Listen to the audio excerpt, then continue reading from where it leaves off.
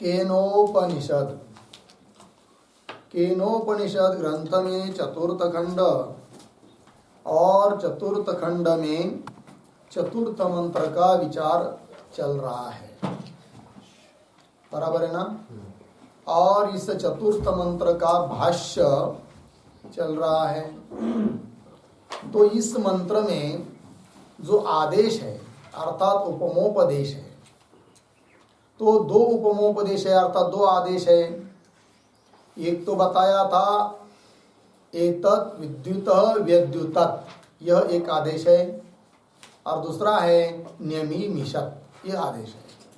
आदेश का मतलब उपमोपदेश है, उपमा देकर उपदेश, उपमा उपदेश आदेश कहते हैं, ठीक है। अर्थात ब्रह्म का बोध कराने के लिए किसी उपमा को देना, इसको कहते उपमोपदेश, ठीक है।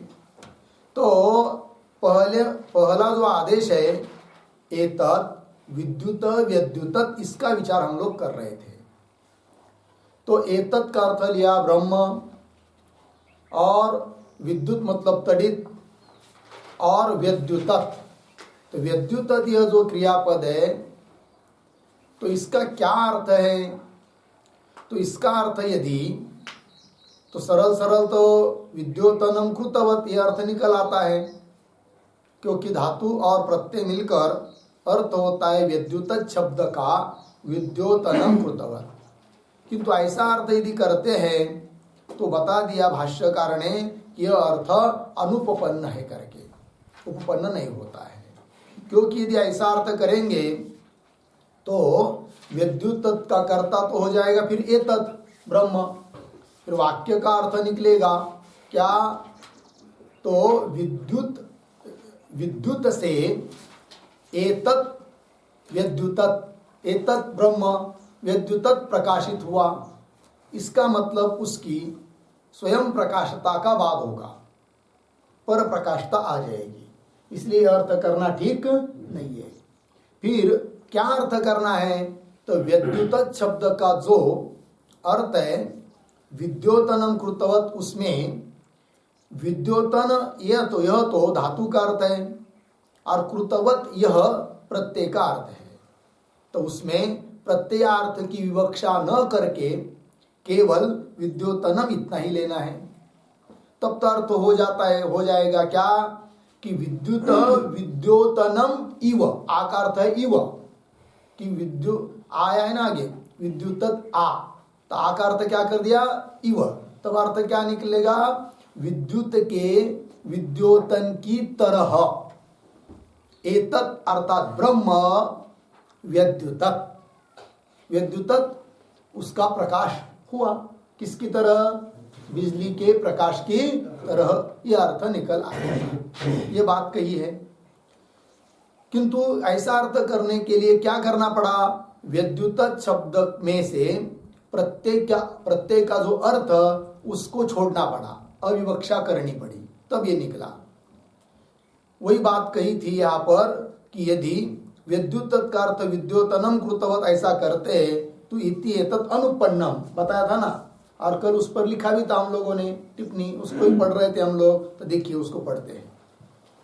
तो विद्युतत् इसका अर्थ किया है टिप्पणी में विद्योतनम कृतवत, इसमें धातु का अर्थ है विद्योतन और लंग प्रत्यय का अर्थ है क्या? कृतवत। तब कर्ता मानना पड़ेगा क्या? कौन? एतत्, अर्थात एतत् शब्द से ग्राह्य जो ब्रह्म।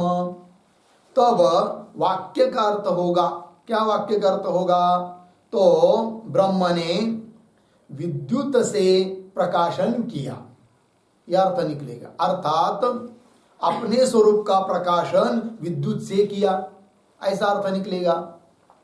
तब तो ब्रह्म के स्वप्रकाशता का बाद हो जाएगा, स्वप्रकाशता उसकी खंडित हो जाएगी, फिर पराधीन प्रकाश सिद्ध होगा, जो कि अनुपन्न है, अनुचित है, उचित नहीं है, क्योंकि ब्रह्म कैसा है? स्वयं प्रकाश है, ये बात।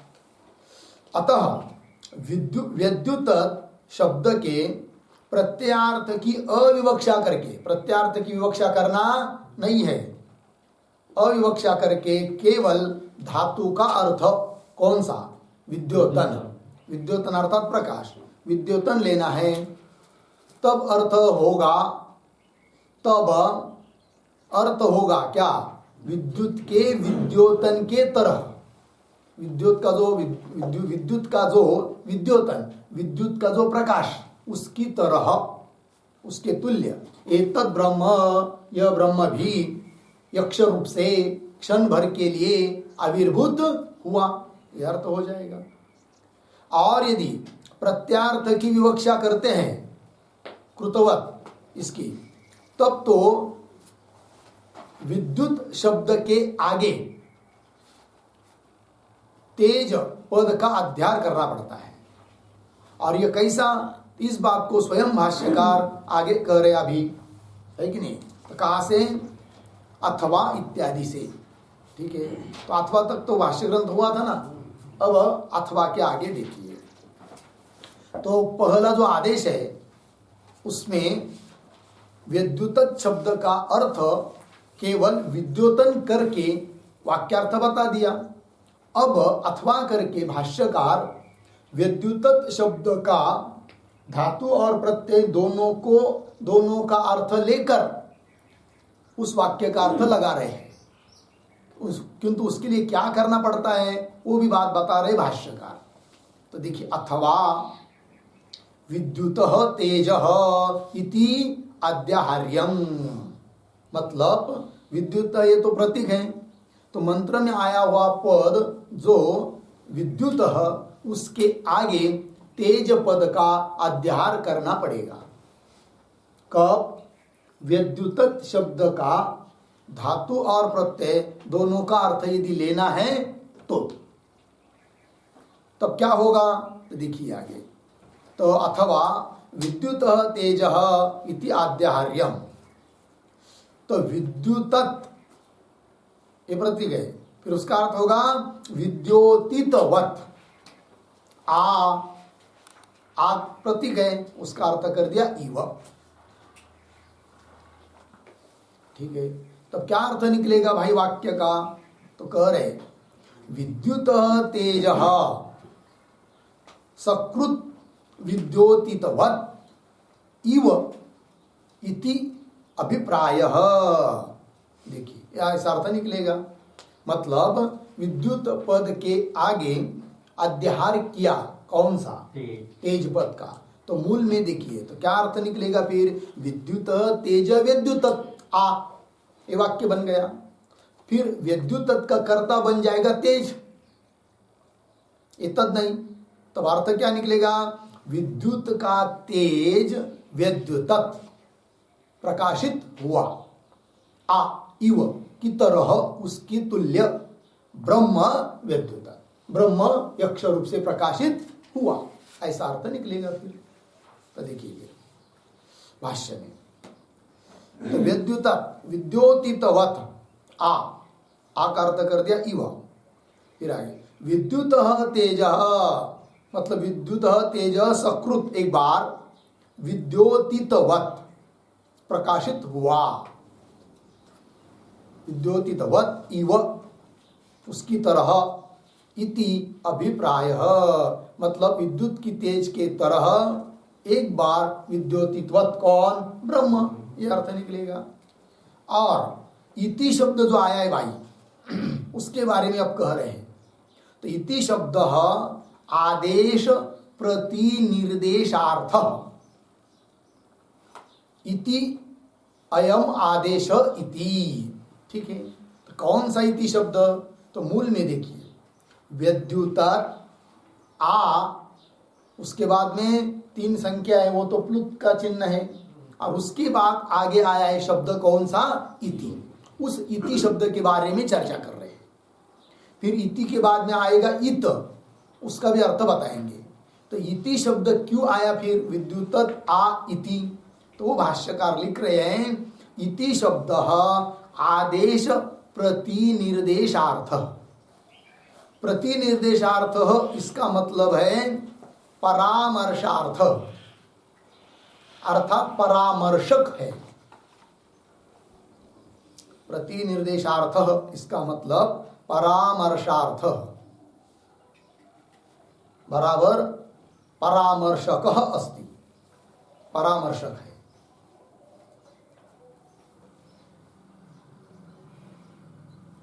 कौन? इति शब्द किसका परामर्शक है? आदेश शब्द का परामर्शक है। मतलब मूल मंत्रों को देखते जाइए। तो विद्युत आ इति आदेश, ऐसा यह आदेश है, इस बात को कह रहा है। तो आदेश शब्द में शुरू में आया कि नहीं, तस्य एष आदेश, उस आदेश शब्द का परामर्श, उसका स्मरण कराने वाला, उसका अनुसंधान कराने वाला है कौन? इति शब्द। ये भाष्यकार ने कहा। तो किस प्रकार अनुसंधान होगा, परामर्श होगा, तो उसको भी कह रहे, देखिए इति अयम आदेश, ये बता दिया भाष्य में। इति मतलब इस प्रकार का यह आदेश है। कौन सा? विद्युत विद्युत आ, यह आदेश है, उपमोपदेश है। एक बात हो गई ना, वही लिखा है। इति शब्द आदेश प्रतिनिर्देशार्थ, वो प्रतिनिर्देश परामर्श कैसा हो रहा है उसको बता रहे आगे। इति अयम आदेश इति पूर्ण विराम। फिर उसके बाद इत शब्द समुच्चयार्थ, ठीक है। तो मूल में मंत्र में इति के बाद इत शब्द आया है। कहाँ आया है? इति के बाद में नेमिमिषत के पहले, दोनों के बीच में कौन शब्द है? इत। इति इत नेमिमिषत, ऐसा पदच्छेद है कि नहीं? तो इत शब्द क्या बता रहा है भाई? तो बता रहे हैं कि इति शब्द, इत शब्द समुच्चयार्थ, समुच्चय कराने के लिए। मतलब जैसा विद्युत विद्युत आ, यह एक आदेश हुआ, उसी प्रकार और भी एक आदेश है। वो कौन सा? नेमिमिषत। तो दोनों का समुच्चय संग्रह कराने के लिए बीच में शब्द आया, कौन सा? इत। ये बात कह दी। इत शब्द समुच्चयार्थ, लग गया पंक्ति? आगे चलिए। अयम च अपरः तस्य आदेशः, अयम च अपर, अपर अन्यः, अन्यः अयम तस्य आदेशः, तस्य ब्रह्मणः अयम अपरः आदेशः, उस ब्रह्म का यह दूसरा आदेश है। कौन सा? नेमिमिषत। आदेश मतलब उपमोपदेश, ठीक है ना, किसी का सादृश्य बताकर उपदेश करना, ठीक है। तो अयम च अपरः तस्य आदेश, प्रश्न कर रहे कोसौ, कौन है वह दूसरा आदेश, बताओ। तो बता रहे नेमिमिषत, ये प्रतीक है। इस पद के द्वारा दूसरा आदेश कह रहे हैं। तो उसका स्पष्टीकरण कर रहे हैं भाष्यकार कि यथा चक्षु नेमिमिषत, जिस प्रकार चक्षु आंख नेत्र नेमिमिषत, नेमिमिषत का अर्थ कर रहे हैं निमेषम कृतवत, निमेष करता है। कौन? आंख निमेष करता है, मतलब बंद होता है, ये होता है, उसकी पलक चलती रहती है, वही उसका नेमिमिषत करना है। तो निमेषम कृतवत। तो यहाँ पर नेमिमिषत शब्द में निच प्रत्यय हुआ है, किंतु यह निच प्रत्यय स्वार्थ में हुआ है। यद्यपि बहुत मतलब निच प्रत्यय प्रेरणार्थ में होता है, किंतु यहाँ पर प्रेरणार्थ में न होकर स्वार्थ में हुआ है। यदि प्रेरणार्थ में मानते तो अर्थ हो जाएगा चक्षु के द्वारा निमेष किया गया, ऐसा नहीं, चक्षु का ही निमेष हुआ, तो स्वार्थ में निच प्रत्यय हुआ है, वही लिख रहे हैं। निमेषम कृतवत, स्वार्थे निच, स्वार्थ में निच प्रत्यय है। लगा पंक्ति? आगे उपमार्थ एव आकारः, तो नेमिमिषत मूल में आया ना, और नेमिमिषत के आगे कौन सा शब्द आया है मूल मंत्र में? आ। नेमिमिषत आ, वो आ का क्या अर्थ है? तो भाष्यकार कह रहे हैं उस आ का अर्थ इव है। क्या अर्थ है जी? जैसे पहले आ का अर्थ इव किया, उसी प्रकार इस आ का अर्थ भी क्या है? इव है, वही लिख रहे भाष्यकार। उपमार्थ एव आकार, आकार उपमार्थ एव, उपमार्थ में ही आकार आया है। उपमार्थ का मतलब होता है इव अर्थ में। मतलब चक्षु के क्या चक्षु के निमेश, चक्षु ने निमेश किया उसकी तरह ब्रह्म का भी क्या हुआ है, आविर्भाव हुआ है यक्ष रूप से, तुरंत वो क्या हो गया, तिरोधान भी हो गया। वही उपमार्थ एवाकार, लग गया पंक्ति आगे। चक्षुष, उसी का स्पष्टीकरण कर रहे नैमिषद का। चक्षुष विषयम प्रति प्रकाश तिरोभाव इव चैत्यर्थ, ये वाक्य का अर्थ हुआ, दूसरे उपमार्थ का, दूसरे आदेश का अर्थ हुआ। चक्षुष, चक्षु का विषयम प्रति, चक्षु के विषय जो रूपाधिक है उसके प्रति जैसा चक्षु का क्या होता है, निवेश होता है। निवेश होता है मतलब प्रकाश तिरोभाव, प्रकाश तिरोभाव का मतलब होता है निवेश, बंद होना चालू होना, बंद होना चालू होना, ये। तो चक्षुष, चक्षु का विषयम प्रति प्रकाश तिरोभाव उसकी तरह, मतलब चक्षु के निमेश की तरह, युवा च इत्यर्थः हो गया। आगे इति अधिदैवतम, अब मूल मंत्र में अंतिम पद आया है इति अधिदैवतम, है कि नहीं। तो उस बात, उस शब्द से क्या कहने जा रहे हैं, तो मतलब यह जो उपमोपदेश है वो कैसा है, आदिदैवत है, ठीक है ना, ये बात कह दी। आदिदैवत मतलब क्या, स्पष्टीकरण कर रहे भाष्यकार। आदिदैवतम शब्द का अर्थ लिख रहे हैं, देवता विषयम ब्रह्मणः उपमान दर्शनम। आदिदैवत आदेश है, मतलब देवता विषयम, देवता को विषय करने वाला यह ब्रह्म का उपमान दर्शन है, उपमान दिखाना है, ठीक है ना जी। तो देवता विषयम, देवता विषयम का मतलब एक शब्द उस पर लिखते हैं, देवता शब्द वाच्य सगुण ब्रह्म विषयम।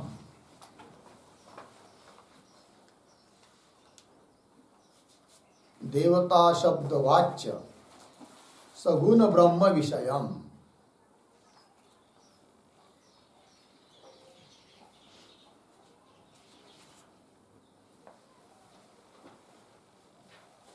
ठीक है जी, चलिए, मतलब यह आदिदैवत आदेश है, अर्थात देवता विषयक यह ब्रह्म का उपमोपदेश है। मतलब देवता शब्द का वाच्य जो सगुण ब्रह्म, तत्पद का वाच्यार्थ, उसके संबंधी यह क्या है, उपमोपदेश है, आदेश है। उसको एक शब्द में कह दिया आदिदैवतम, ठीक है जी। चलिए, यह हो गया भाई चौथे मंत्र का भाष्य पूरा हुआ, ठीक है। इसमें उपासना प्रकरण में दोनों उपमोपदेश दिया, दो आदेश किए। उन दो आदेशों के द्वारा ये बात बता दी कि ध्येय जो ब्रह्म है, उपास्य जो ब्रह्म है, तत्व है, उसमें दो गुण बताए गए। कौन कौन दो गुण बताए गए, तो एक गुण बताया गया निरतिशय ज्योति रूपता। निरतिशय ज्योति रूपता कल आपको मंत्र का अर्थ लिखाते समय लिखाया था ना, तो उसमें आया था एक निरतिशय ज्योति रूपम यह, और दूसरा सृष्टियादो क्षिप्रकारित्व, सृष्टि उत्पन्न करने के लिए ब्रह्म में क्षिप्रकारित्व, उपास्य में क्षिप्रकारित्व धर्म है। ये दो गुण बताए, लेकिन किसमें, ध्येय ब्रह्म में। कौन कौन दो गुण, निरतिशय ज्योति रूपता, ये किसके द्वारा बताया, पहले आदेश के द्वारा। पहला आदेश कौन था, विद्युतः विद्युतत्, इसके द्वारा इस बात को बताया गया कि उपास्य जो तत्व है ब्रह्म, उसमें निरतिशय ज्योति रूपता है। और दूसरा जो आदेश बताया नेमिमिषत्, उसके द्वारा बताया गया कि जैसे आंख की पलक होने में बहुत कम समय लगता है, कोई ज्यादा देर लगता नहीं है और आयास भी लगता नहीं है, उस प्रकार वह परमात्मा जब सृष्टि को उत्पन्न करता है, पालन करता है, इत्यादि करता है, तो उसके लिए भी बहुत ज्यादा कोई परिश्रम करने की जरूरत नहीं है, संकल्प मात्र से ही होता है। तो सृष्टि इत्यादि की उत्पत्ति में क्षिप्रकारित्व धर्म उस तत्व में है। तत्पद के वाच्यार्थ में दो धर्म बताए, है नहीं, अर्थात ध्येय ब्रह्म के दो गुण बताए। किसके लिए, उपासक को उपासना करने के लिए सरल हो जाए। उपासक उपासना तभी करता है जब उस उपास्य तत्व में कुछ गुण बताए जाते हैं, क्योंकि गुण का चिंतन ही क्या होता है, उपासना होती है। गुण चिंतनम उपासनम, ऐसा कहा गया है। इसलिए 2 गुण बताए। ठीक है। और कल अवतरणिका में भी बताया था कि मंद जो साधक है, मंद लेकिन जिनको निर्गुण ब्रह्म का साक्षात्कार हो नहीं पाता है, उनके बुद्धि की मंदता हटाने के लिए सगुण ब्रह्म का उपासना का प्रकार इन मंत्रों के द्वारा बताया जा रहा है। ये बात भी कही थी। मंदानाम बुद्धिमांद्यम अपर्तुम निर्गुण से ब्रह्मणापि औपाधिक गुणम उक्त्वा गुण चिंतनात्मक उपासना प्रतिपादयति। ये कहा था ना, ये बात हो गई। चलिए, तो ये हो गया भाई आदिदैवत उपदेश। अब आगे चलते हैं आगे के मंत्र में। अब इस आगे के मंत्र के द्वारा आध्यात्म उपदेश किया जा रहा है। ठीक है जी। तो चलिए, तो मंत्रों को पढ़ते हैं। अथाध्यात्मं यदेतद्गच्छतीव च मनः अनेन चैतत् उपस्मरति अभीक्ष्णं संकल्पः अथाध्यात्मं यदेतद्गच्छतीव च मनः अनेन चैतत् उपस्मरति अभीक्ष्णं संकल्पः। ठीक। अथ अध्यात्मं यद एतत् गच्छति इव च मनः अनेन च एतत् उपस्मरति अभीक्ष्णं संकल्प। अन्वय। अध्यात्मं अथ अध्यात्मं अथ अध्यात्म आगे एक शब्द छोड़कर एतत् मनः गच्छति इव च गच्छति इव च। फिर यद आगे अनेन एतत् उपस्मरति च। अनेन के बाद एतत् उपस्मरति च अभीक्ष्णं संकल्पः। क्या अर्थ हुआ? अथ। अथ का अर्थ होता है अनंतर। किसके अनंतर? आदिदैवत आदेश के बाद। क्योंकि इसके पहले वाले मंत्र ने कौन सा आदेश बताया? आदिदैवत आदेश बताया। उसके बाद अब अध्यात्म आदेश बता रहे हैं। ठीक है। अथ अध्यात्मम, अध्यात्म आदेश। अध्यात्म आदेश का मतलब हो जाएगा प्रत्यगात्म विषयक आदेश। वो बताएंगे, सब लिखा देंगे। तो प्रत्यगात्मा रूप से ब्रह्म की अभिव्यक्ति कराने के लिए अब अध्यात्म आदेश कर रहे हैं, अध्यात्म का उपदेश कर रहे हैं। एतत् मनः गच्छति इव च, यह आदेश है। तो एतत् का अर्थ हो जाएगा ब्रह्म। तो द्वितीय मानेंगे, तो ब्रह्म के प्रति, ब्रह्म की ओर मनः, मेरा मन गच्छति वो जा रहा है, ऐसा साधक क्या करेगा? चिंतन करेगा। ठीक है। मनः गच्छति इव च। और यद, यद का अर्थ करेंगे यथा। और कैसे, किस प्रकार? तो बताया जाएगा मंत्र में ही। अनेन, इस मन के द्वारा। एतत् उपस्मरति च, एतत् उपस्मरति, एतत् मतलब इस परमात्मा का, उपस्मरति समीपम गच्छति, मन उसके पास जा रहा है। च मतलब इव, उसकी तरह, इति। और पुनः अभीक्ष्णम संकल्प, अभीक्ष्ण मतलब बार बार, पुनः पुनः मन का जो संकल्प हो रहा है वह ब्रह्म के बारे में ही हो रहा है, ऐसा इसका अर्थ। ठीक है। तो चलिए इसका अर्थ लिखेंगे। उसके पहले इस मंत्र की एक अवतरणिका के रूप में एक वाक्य लिखते हैं। अधुना, अधुना प्रत्यगात्मतया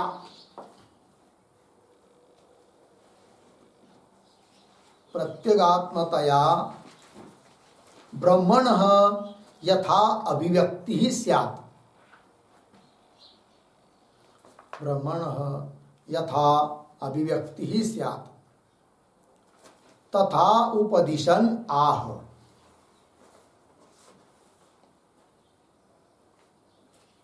तथा उपदिशन् आह अथेति।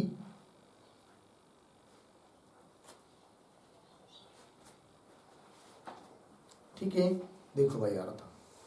अधुना मतलब अब प्रत्यगात्मतया, प्रत्यगात्मा के रूप में ब्रह्मणः, ब्रह्म की यथा जिस प्रकार से अभिव्यक्ति स्यात्, अभिव्यक्ति होगी, तथा उस प्रकार से उपदिशन् आह। ठीक है, तो लिखते हैं मंत्र के शब्दों का अर्थ अन्वय के अनुसार। तो अथ प्रतीक है बराबर अधिदैवतादेशानंतरम,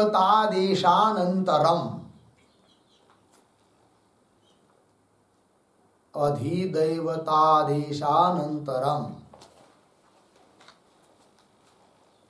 आगे प्रतीक अध्यात्मम बराबर प्रत्यगात्म विषयकः,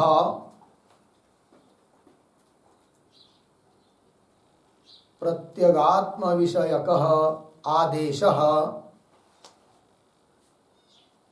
आदेशः अध्यात्मम् उच्यते, अध्यात्मम् उच्यते, पूर्ण विराम। प्रतीक एतत् बराबर प्रत्यगात्म रूपम ब्रह्म, प्रत्यगात्म रूपम ब्रह्म प्रति, प्रतीक लिखिए मनः बराबर मनोनामकम अंतःकरणम, मनोनामकम अंतःकरणम। आगे प्रतीक गच्छति इव,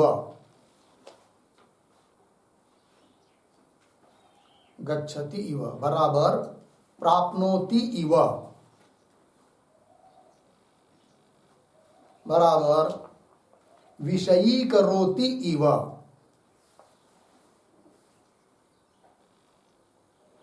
विषयी करोति इव बराबर प्रकाशयति इव, प्रकाशयति इव इति भावः।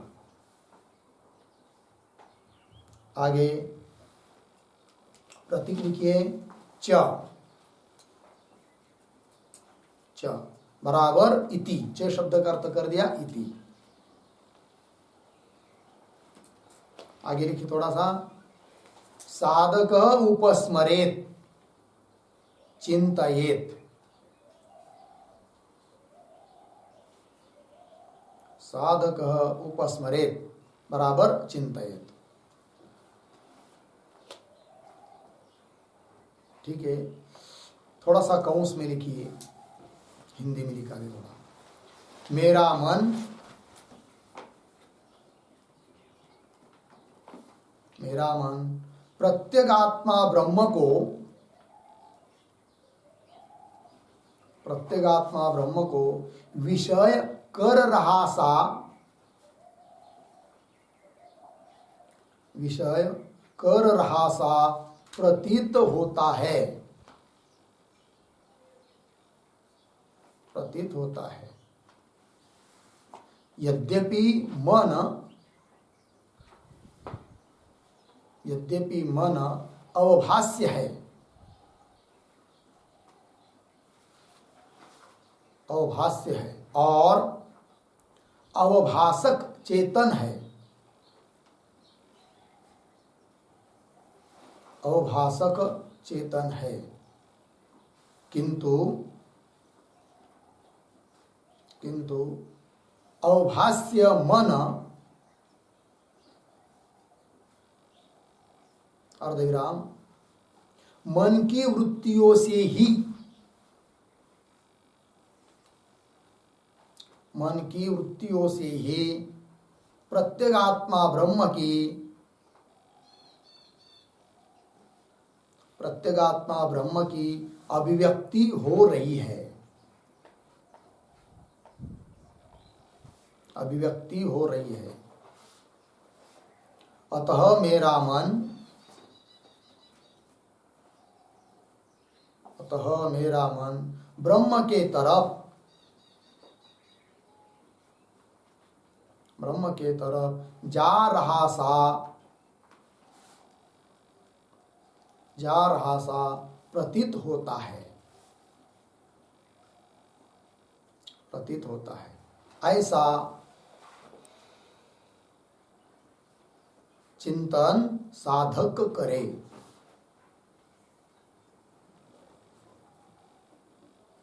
ऐसा चिंतन साधक करे। पूर्णविराम कंस बंद।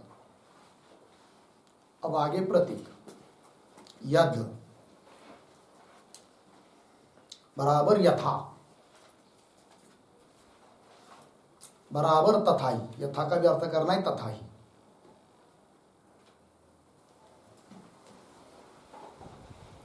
आगे प्रतीक अनेन, अनेन बराबर मनसा एव, मनसा एव। आगे प्रतीक एतत् बराबर प्रकृतम ब्रह्म, प्रकृतम ब्रह्म। प्रतीक उपस्मरति,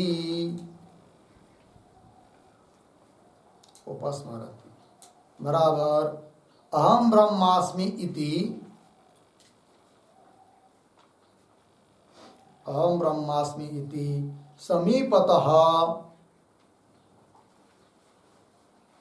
समीपतः स्मरणं करोति साधकः, स्मरणं करोति साधकः। आगे प्रतीक च बराबर इति। आगे प्रतीक आभीक्ष्णम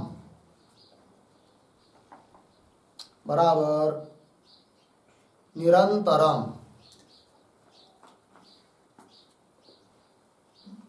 आगे प्रतीक संकल्पः बराबर इदं ब्रह्म अहम, इदं ब्रह्म अहम साक्षात् करोमि, साक्षात् करोमि इति एवं रूपः,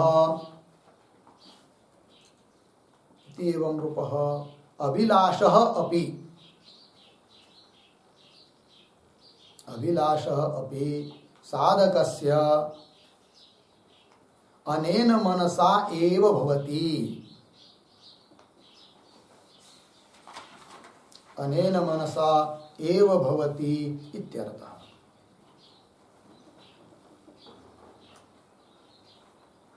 ठीक है, अर्थ देखिए भाई। तो अथ का अर्थ कर दिया अधिदैवत आदेशानंतरम। पिछले मंत्र में अधिदैवत आदेश हुआ, उसके बाद अध्यात्म। अध्यात्म का मतलब है प्रत्यगात्म विषयक आदेश है, इसका नाम है अध्यात्म। अध्यात्म उच्यते। एतत्, एतत् का अर्थ कर दिया प्रत्यगात्म रूपम ब्रह्म, प्रति ब्रह्म की ओर मनः गच्छति इव, ऐसा चिंतन करना पड़ता है। तो मन मतलब मनो नामक अंतकरण, गच्छति इव जैसे कि प्राप्त हो रहा है, ब्रह्म को प्राप्त हो रहा है, अर्थात ब्रह्म को जैसे कि विषय कर रहा है। विषय करोति इव, जैसे कि ब्रह्म का प्रकाशन कर रहा है, करता नहीं है, किंतु मन अर्थात अंतकरण और अंतकरण की वृत्तियां, ये तो आवास्य है, आवासक तो चेतन है, किंतु उस चेतन की अभिव्यक्ति होने के लिए निमित्त कौन है? अंतकरण और अंतकरण की वृत्ति अर्थात मन इत्यादि। इसलिए कहा जा रहा है साधक चिंतन करे कि जैसे कि मेरे मन से ही अभिव्यक्त हो रहा है कौन? चेतन, एतत् ब्रह्म। ये बात च का अर्थ कर दिया इति साधक उपस्मरित, ऐसा चिंतन साधक करे। तो वही थोड़ा सा कौंस में आपको लिख दिया था हिंदी में कि मेरा मन प्रत्येक आत्मा ब्रह्म को जैसे कि विषय कर रहा सा प्रतीत हो रहा है। यद्यपि वैसा देखा जाए तो मन अवभाष्य है, मतलब प्रकाश्य है, जड़ है, वो प्रकाश्य है और उसका प्रकाशन करने वाला चेतन है। ऐसा होने पर भी यद्यपि मन अवभाष्य है और अवभाषक चेतन है, किंतु अवभाष्य जो मन और मन की वृत्तियां वो क्या करती है? प्रत्येक आत्मा जो ब्रह्म उसकी अभिव्यक्ति कराती है, उसी से अभिव्यक्ति हो रही है। अतः मेरा मन ब्रह्म की तरफ जा रहा है। जो भी मन में विचार आ रहा है, संकल्प विकल्प हो रहे हैं, उन सबका प्रकाशक कौन है? चेतन ही है। तो चेतन की अभिव्यक्ति हो रही है। अतः साधक चिंतन करे कि मेरा मन सदैव ब्रह्म की तरफ ही जा रहा है, क्योंकि ब्रह्म की अभिव्यक्ति उसी से हो रही है। ऐसा साधक चिंतन करे। इसी बात का स्पष्टीकरण करने के लिए आगे का उत्तरार्ध आया है। उसमें आया प्रतीक यद लिया अन्वय के अनुसार। यद का अर्थ किया यथा, और यथा का भी अर्थ कर दिया क्या? और तथाई का मतलब होता है जिसकी प्रतिज्ञा की उसका पुनः स्पष्टीकरण करना। तो ये जो बात बताई कि मनः एतद् गच्छति व, मन जैसे कि ब्रह्म की तरफ जा रहा है, उसी का स्पष्टीकरण आगे कर रहे हैं अनेन इत्यादि पदों के द्वारा, मंत्र के। तो अनेन का अर्थ कर दिया मनसा एव, मन के द्वारा ही। एतत्, एतत् का मतलब प्रकृतम ब्रह्म उपस्मरति, साधक इस मन के द्वारा ही इस प्रकृत ब्रह्म का क्या करता है? उपस्मरण करता है, चिंतन करता है, समीप से उसका जानता है। कैसे? जैसे अहम ब्रह्मास्मि इति समीपतः स्मरणम करोति कौन? साधक। च इति इस प्रकार का अभीक्ष्णम संकल्प, अभीक्ष्णम का अर्थ कर दिया निरंतर, पुनः पुनः, बार बार संकल्प। मतलब इदम ब्रह्म अहम साक्षात करोमि, इस ब्रह्म का मैं साक्षात्कार कर रहा हूँ। हर पल पल में जो भी मन की वृत्ति उठ रही है उस समय हमेशा यही चिंतन होना चाहिए, इस वृत्ति के द्वारा मैं विषय को नहीं जान रहा हूँ, बाहर के घटपट इत्यादि, अपितु इन वृत्तियों के द्वारा मुझे चैतन्य की ही अनुभूति हो रही है, अभिव्यक्ति हो रही है। मेरा मन हमेशा चैतन्य की ओर ही जा रहा है, ब्रह्म की ओर ही जा रहा है, क्योंकि जो भी चित्त वृत्ति उठती है वह ज्ञात ही उत्पन्न होती है और उसका अवभाषक कौन होता है? चेतन ही होता है। तो समस्त चित्त वृत्तियों का अवभाषक, प्रकाशक जो चैतन्य, वही ब्रह्म है, वही अपना स्वरूप है। इस बात का चिंतन पीछे भी हम लोग करके आए हैं, प्रतिबोध विदितम मतम इत्यादि में।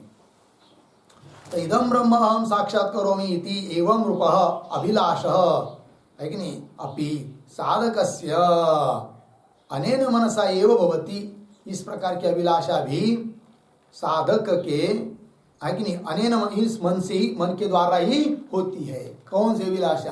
कि मेरे मन के द्वारा सदैव ब्रह्म का ही अभिव्यक्ति हो रही है, मेरा मन ब्रह्म की तरफ जा रहा है। इस प्रकार से इदम ब्रह्म अहम साक्षात करोमि, इस प्रकार से हो गया जी।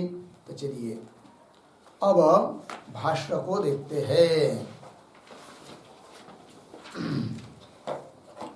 तो भाष्य में देखिए अथ, अथ प्रतीक है, उसका अर्थ कर दिया अनंतरम। ठीक है, तो अथ इत्यादि भाष्य आ रहा है ना, अभी पढ़ रहे हम लोग, उसके ऊपर शीर्षक दे दीजिए। तो क्या? प्रत्यगात्म विषय,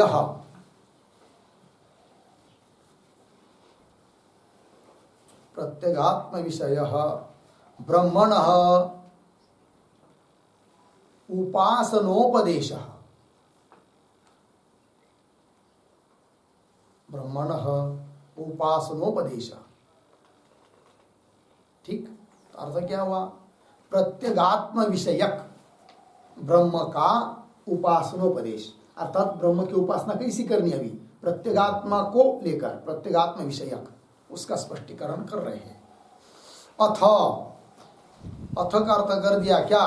अनंतर। किसके अनंतर? आदिदैवत आदेश जो पिछले के मंत्र में बताया उसके अनंतर। अध्यात्मम, तो अध्यात्मम प्रतीक है, उसका अर्थ कर रहे हैं प्रत्यगात्म विषय आदेश उच्चते। अध्यात्म उच्चते, अध्यात्म कहा जा रहा है, अध्यात्म आदेश किया जा रहा है, मतलब क्या? प्रत्यगात्म विषय आदेश उच्चते, प्रत्यगात्म विषयक आदेश, उपमोपदेश कर रहे हैं, ठीक है ना। यहाँ पर इस मंत्र में यद्यपि आदेश शब्द नहीं है, किंतु आदेश शब्द कहाँ से आया फिर? तो पिछले मंत्र से अनुवृत्ति हुई, किसकी? आदेश शब्द की, ये समझना है। तो वही अध्यात्म शब्द का अर्थ कर दिया भाष्यकार ने प्रत्यगात्म विषय आदेश उच्चते। हो गया इतना। आगे चलिए। यद एतत् गच्छति इव च मन, इव च, गच्छति इव च, ये सब प्रतीक है, मन भी प्रतीक है, किंतु अब पहले मन की व्याख्या कर रहे हैं भाष्यकार, बीच वाले पदों का केवल उल्लेख कर दिया, निर्देश। तो मन, तो मन मतलब क्या भाई? कैसे? तो मन का अर्थ नहीं कर रहे, किंतु मन प्रसिद्ध होने के कारण प्रतीक भी है वो, तो कह रहे मन एतत् ब्रह्म ढौकते इव, संधि होकर ढौकत दिखता है, पदच्छेद करेंगे तो ढौकते इव, विषयी करोति इव। मेरा पद सबको अर्थ देखिए। तो मन एतत् ब्रह्म, एतत् प्रतीक है कि नहीं? तो एतत् जो मंत्र में आया हुआ शब्द है उसका अर्थ कर दिया ब्रह्म। तो मन इस ब्रह्म को, द्वितीय ब्रह्म के प्रति, ब्रह्म की ओर ढौकते इव, ढौकते शब्द का अर्थ है गच्छति, गच्छति इव, ढौकते इव का अर्थ होता है गच्छति इव। और ढौकते इव का अर्थ कर रहे भाष्यकार विषयी करोति इव। गच्छति इव का भी अर्थ क्या हो जाएगा? विषयी करोति इव, विषय कर रहा है। कौन? मन। ढौकते का कर्ता कौन बनेगा? मन, है कि नहीं? और किसको विषय कर रहा है मन? ब्रह्म को, एतत् को, ठीक है। तो मन एतत् ब्रह्म ढौकते इव, मतलब विषयी करोति इव। मिला पूर्ण विराम यहाँ पर। आगे क्या है आपके पुस्तक में? यच्च, और आपके पुस्तक में क्या है? यथा है, ठीक है ना। तो वहां पर यत् शब्द, उसके बाद यच्च के बाद यथा, तो यत् के बाद यथा। तो यत् तो प्रतीक है, मंत्र में यत् शब्द आया था कि नहीं? यत् प्रतीक है। तो आपके पुस्तक में आप यथा लिख के रख सकते हैं। हाँ, यत् च के बाद यथा, कि वह यत् और च के बीच में यथा कर सकते हैं। तो यत् प्रतीक है, उसका अर्थ कर रहे भाष्यकार यथा। समझ में आया? यथा। और यथा का भी अर्थ करना है क्या? तथा ही। यहां पर दिया नहीं है, समझना है, टिप्पणी में शायद वहां पर है आपके पुस्तक में। तो एक वाक्य यहां पर लिख सकते हैं यथा के ऊपर। मूलस्थ यत् शब्दस्य अर्थः, मूलस्थ यत् शब्दस्य अर्थः यथा, यथा अर्धविराम, तस्य अपि अर्थः तथा ही इति भावः, तस्य अपि अर्थः तथा ही इति भावः।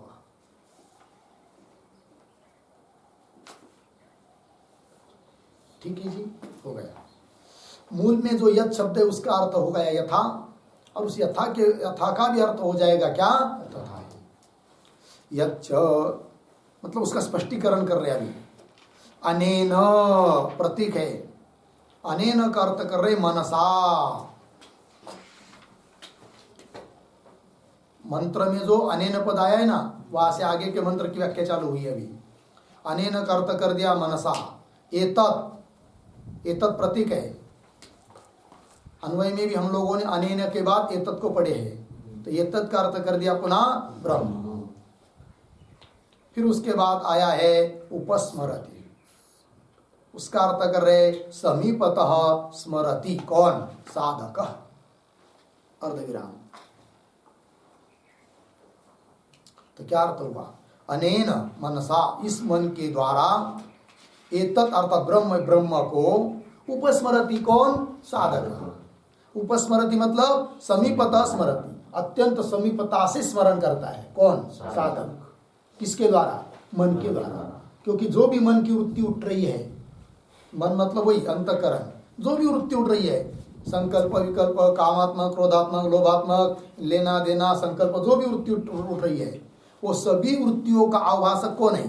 चैतन्य ही है, ब्रह्म ही है कि नहीं? तो वही फिर मन के द्वारा उपस्मरति, समीपता स्मरति, समीपता से स्मरण कर रहा है। और ये हमेशा चिंतन करना चाहिए, जो भी मेरी वृत्ति उठ रही है उसका आभासक जो चैतन्य, वही ब्रह्म है और वही मेरा स्वरूप है कि नहीं? और केवल एक वृत्ति में, एक वृत्ति का प्रकाशक चैतन्य वो नहीं, समस्त समष्टि सभी वृत्तियों का आभासक चैतन्य वो एक ही है और वही ब्रह्म है और वही मेरा स्वरूप है। ऐसा चिंतन करना पड़ता है। ठीक, चलिए। तस् उपस्मरति, समीपता स्मरति साधक, लगा इतना? आगे चलिए। अभीक्ष्णम, तो अभीक्ष्णम प्रतीक है भाई, उसका अर्थ कर रहे भ्रूषम। और भ्रूषम का भी अर्थ लिख के रख सकते हैं पौनः पुण्येन, मतलब बार बार।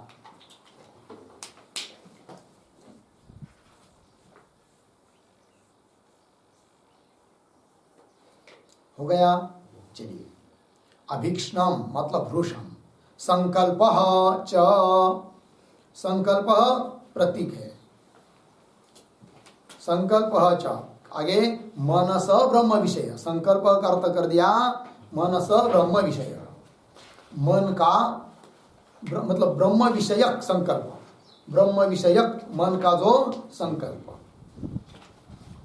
ब्रह्म विषयक मन का संकल्प मतलब मेरा मन ब्रह्म की तरफ जा रहा है। मन की जितनी वृत्तियां है उसका, वो सब वृत्तियां उस ब्रह्म की अवभाषक है। इस प्रकार चिंतन। मनस ब्रह्म विषय, अब संकल्प, ब्रह्म विषय के बाद पूर्ण विराम हो गया। आगे चलिए।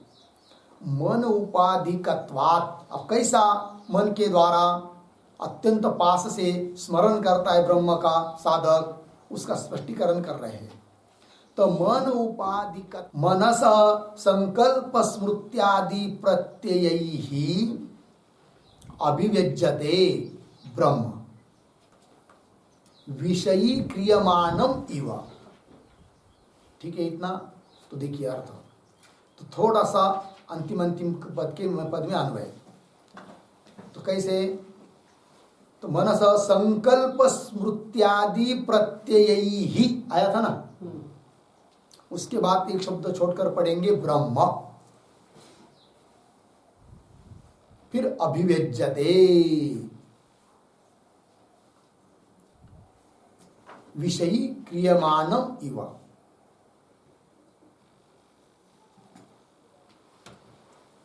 कि वह ब्रह्म विषयी क्रियमाणम इव अभिव्यज्यते, ऐसा भी कर सकते हैं। तो अर्थ को देखिए, मन उपाधिकत्वात् ही, है कि नहीं? मन उपाधि से युक्त है, कौन? ब्रह्म।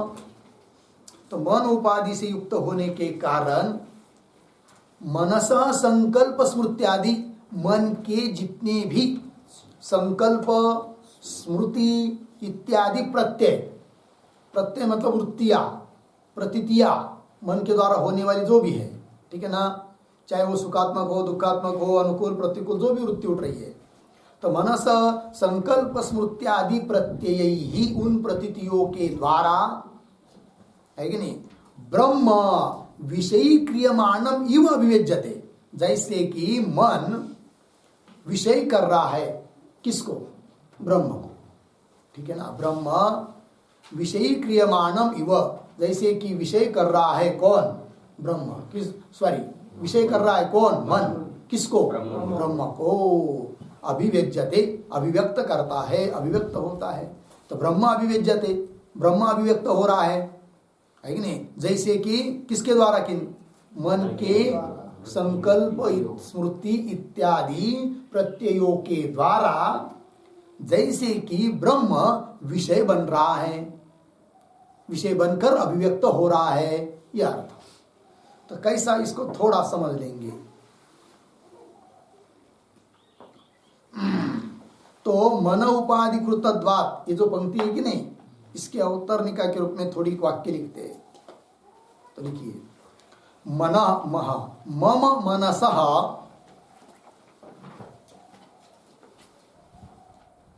मम मनसः संकल्पः ब्रह्म विषयः एव, ब्रह्म विषयः एव इति पौनः पुण्येन, पौनः पुण्येन ध्यायतः साधकस्य, ध्यायतः साधकस्य प्रत्यग्भूत ब्रह्माभिव्यक्ति, प्रत्यग्भूत ब्रह्माभिव्यक्ति ब्रह्माभिव्यक्ति स्यात् इति आह, स्यात् इति आह मन उपाधि इत्यादि।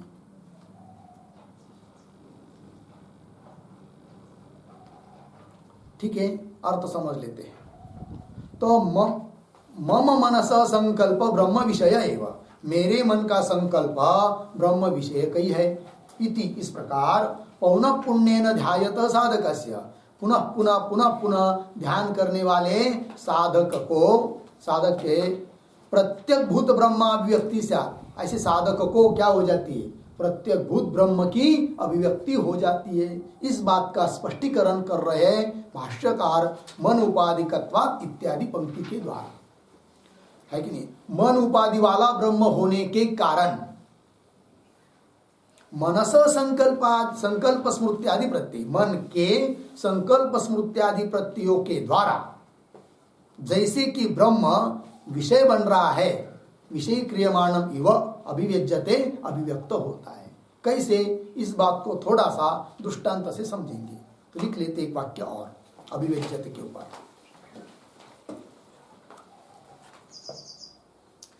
यथा जलोपाधिकः, यथा जलोपाधिकः भास्वान्, कौंस में लिखिए सूर्य, कौंस बान आगे, जलस्य वीच्यादिभिः, जलस्य वीच्यादिभिः अभिव्यज्यते, अभिव्यज्यते तत्र प्रतिबिंबन, प्रतिबिंबन, प्रतिबिंबन पूर्ण विराम, एवं मन उपहितम ब्रह्म, एवं मन उपहितम ब्रह्म मनसः प्रत्ययैः एव, मनसः प्रत्ययैः एव तत्साक्षितया,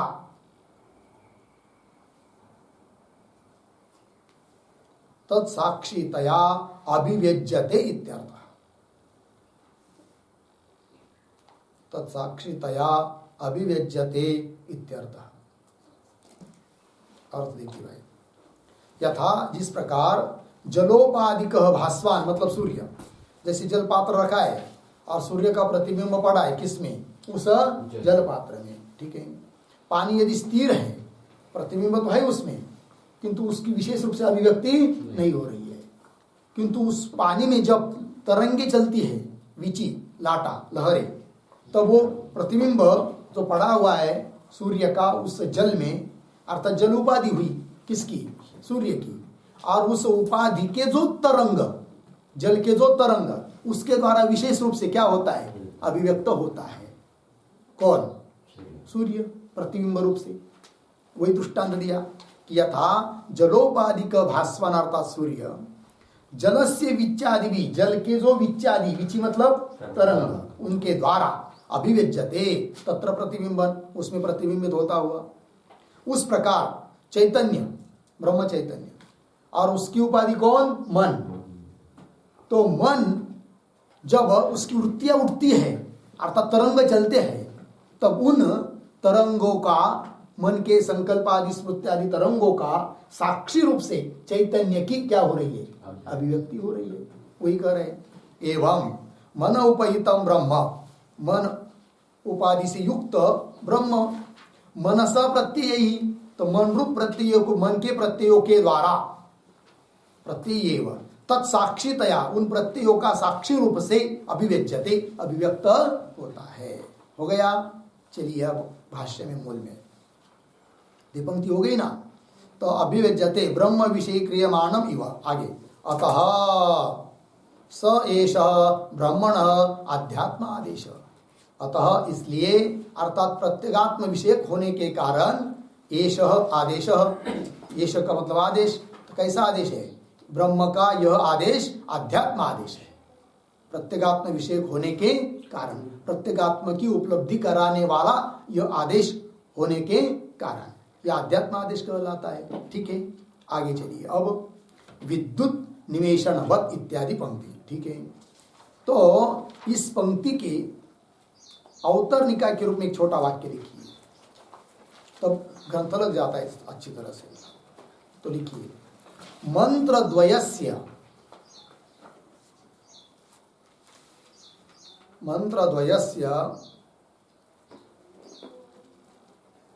संक्षिप्य अर्थम आह, संक्षिप्य अर्थम आह। अब ये जो चौथा और पांचवा मंत्र हुआ, इन दोनों भी मंत्रों का संक्षिप्त में क्या अर्थ निकला, उस बात को कह रहे हैं भाष्यकार। तो देखिए, तो विद्युत निमेषणवत अधिदैवतम द्रुत प्रकाश धर्मी, द्रुत प्रकाशन धर्मी हुआ कि नहीं? अर्धविराम। अध्यात्मं च मनः प्रत्यय समकालाभिव्यक्ति धर्मी इति एष आदेश। ठीक है, थोड़ा सा अन्वय करेंगे। तो कैसे देखिए, तो विद्युत निमेषणवत, एक शब्द छोड़कर द्रुत प्रकाशन धर्मी अधिदैवतम, आगे च मनः प्रत्यय समकालाभिव्यक्ति धर्मी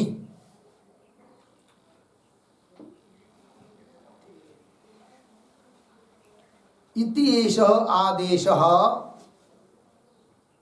पीछे आइए, आध्यात्मम। ठीक है, मतलब पीछे के मंत्र में जो आदेश हुआ वो अधिदैवत हुआ, और अब अध्यात्म आदेश उसको कह रहे हैं। तो विद्युत निमेषणवत, विद्युत और निमेष, चक्षु का निमेष, ये दो उपमा आदेश दिए कि नहीं? उन दोनों की तरह द्रुत प्रकाशन धर्मी है कौन? ब्रह्म, उपास्य ध्येय ब्रह्म, अर्थात तत्पद का वाच्यार्थ रूप ब्रह्म कैसा है? द्रुत प्रकाशन धर्मी। कैसे, किसकी तरह? विद्युत निमेषणवत। और यह जो आदेश हुआ वो आदिदैवत आदेश हुआ। अतः चौथे मंत्र के द्वारा ध्येय ब्रह्म के दो धर्म बताए, और उस धर्मों का धर्मी वो ब्रह्म हो जाता है, तत्पद का वाच्यार्थ। कौन वो धर्म? निरतिशय ज्योति रूपत्व एक, और सृष्ट्यादौ द्रुत कारित्व, क्षिप्र कारित्व, ये दो धर्म बताए है कि नहीं? चलिए, और यह आदेश अधिदैवत आदेश हुआ जो कि चौथे मंत्र में बताया, वही लिख रहे। विद्युत निमेषणवत द्रुत प्रकाशन धर्मी कौन? तत्पद का वाच्यार्थ ब्रह्मी, ध्येय ब्रह्म। यह आदिदैवतम, आदिदैवतम का अन्वय किसके साथ है? आगे आदेश, इति एष आदेश, यह आदिदैवत आदेश हुआ। फिर दूसरा वाक्य देखिए, च और मन प्रत्यय समकाल अभिव्यक्ति धर्मी इति एष आदेश अध्यात्म, और यह आदेश कौन सा हो जाएगा? अध्यात्म आदेश। ठीक है ना? च मन प्रत्यय समकाल, मन के जितने भी प्रत्यय, प्रत्यय कहते वृत्ति, मन की जितनी भी वृत्ति उठ रही है तो उन वृत्ति के समकाल में ही उसका प्रकाशक रूप से, वृत्तियों का प्रकाशक रूप से अभिव्यक्त हो रहा है कौन? चैतन्य, प्रत्येगात्मा। ठीक है ना? तो मन प्रत्यय समकालाभिव्यक्ति धर्मी, वो ज्योतिरूपता धर्म है कि नहीं, यह जो है इतिएष आदेश अध्यात्म, यह अध्यात्म आदेश हुआ। हो गया? आगे चलिए। एवं आदिश्यमानम ही ब्रह्म, ठीक है ना? एवं आदिश्यमानम, आदिश्यमानम मतलब कैसा जी? एवं आदिश्यमानम का अर्थ लिखिए उपास्य रूपेण उपदिश्यमानम। एवं आदिश्यमानम का अर्थ है उपास्य रूपेण उपदिश्यमानम। ठीक है? तो देखिए भाई, उपास्य रूप से उपदिश्यमान यह जो ब्रह्म है, ठीक है ना? एवं आदिश्यमान ही ब्रह्म मंद बुद्धिगम्य भवति, मंद पुरुषों के जो बुद्धि, उनके द्वारा भी उस ब्रह्म को जाना जा सकता है। इसलिए उपासना का प्रकरण बीच में आया। लग गया जी?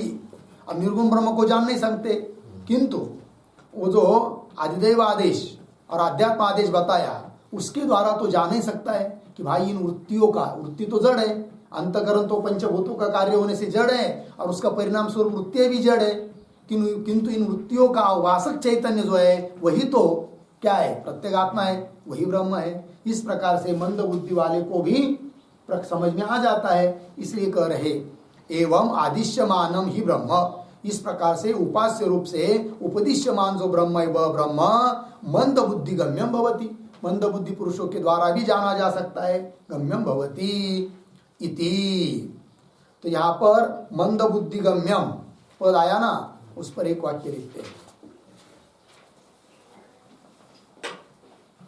यथोक्तम उपास्यमानम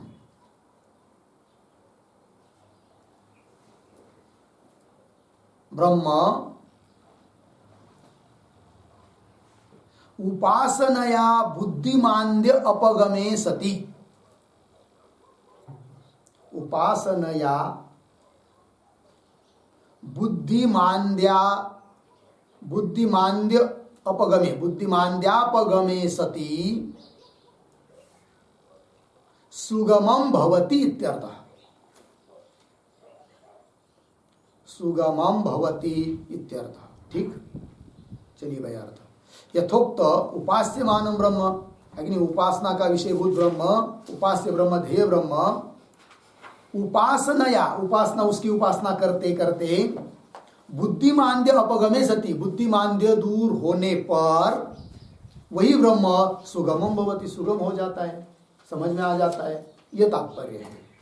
तो चलिए, बुद्धि मंद बुद्धिगम्यम भवति इति ब्रह्मणः आदेशोपदेश, इसलिए ब्रह्म का ये क्या बताया?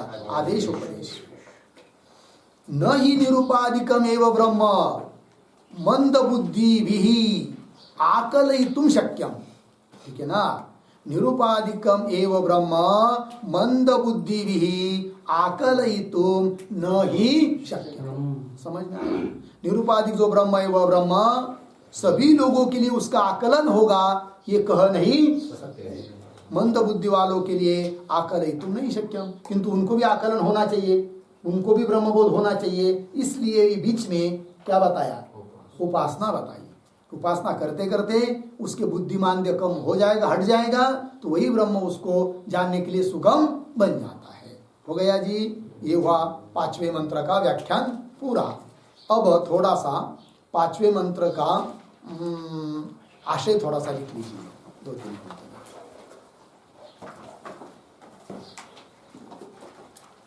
ब्रह्म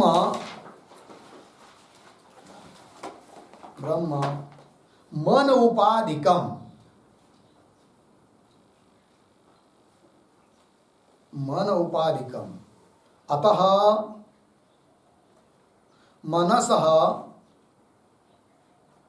मनसः संकल्प स्मरणादि ज्ञानैः, संकल्प स्मरणादि ज्ञानैः ब्रह्म अभिव्यज्यते। ब्रह्म अभिव्यज्यते पूर्ण विराम। मन उपाधि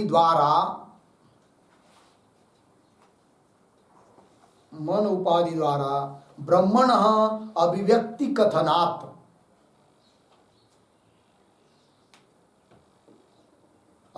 कथनात् अयम अध्यात्मम् आदेशः। अयम अध्यात्मम् आदेशः इति उच्यते। पूर्ण विराम। अधिदैवतम्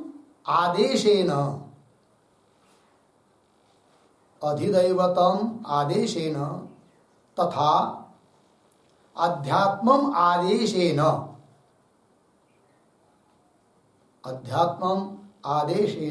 च मम मनः संकल्पः ब्रह्म विषयकः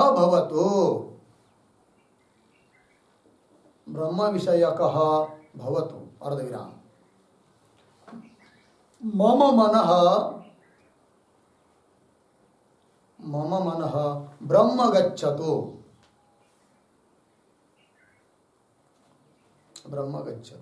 इति एवं चिन्तयन्तः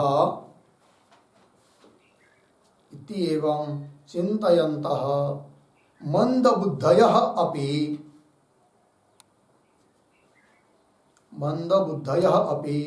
ब्रह्म जानन्तु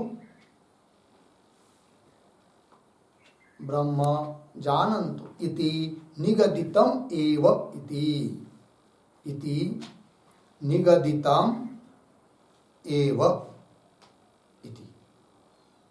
अर्थ देखिए भाई। तो ब्रह्म मन उपाधि वाला है कौन? ब्रह्म। अतः मनसः मन के संकल्प स्मरणादि ज्ञान ही, मन की जितने भी संकल्प स्मरणादि ज्ञान हो रहे उनके द्वारा ब्रह्म अभिव्यक्त हो जाता है, क्योंकि मन उपाधि वाला ही क्या है? ब्रह्म है। तो मन उपाधि द्वारा ब्रह्मण अभिव्यक्ति कथना, मन रूप उपाधि के द्वारा ब्रह्म की अभिव्यक्ति का कथन किया, अभिव्यक्ति होती है करके ऐसा कथन किया। इसलिए अयम अध्यात्म आदेश, इसलिए आदेश कैसा हुआ? अध्यात्म आदेश। अधि आत्मा अधि मतलब विषयार्थ में सप्तमी, आत्मा के बारे में यह आदेश है, उपदेश है, इसलिए इसको कह दिया क्या? अध्यात्म। और अधिदेवत मतलब देवता के बारे में, देवता के संबंधी वो आदेश है, इसलिए उसको कह दिया क्या? अधिदेवत। तो अभिव्यक्ति कथनात् अयम आध्यात्म आदेश इति उच्यते। अधिदैवतम आदेशेन तथा अध्यात्म आदेशेन च क्या? मम मनः, मेरे मन का संकल्प ब्रह्म विषय भवतु, ब्रह्म विषय होवे। और मम मन ब्रह्म गच्छतु, मेरा मन ब्रह्म की तरफ जावे, मन ब्रह्म को प्राप्त होवे। इति एवं चिंतयतः, इस प्रकार चिंतन करने वाले जो भी साधक है, मंदबुद्धयः अपि ब्रह्म जानन्तु, उनको भी ब्रह्म ज्ञान हो सकता है या हो सके।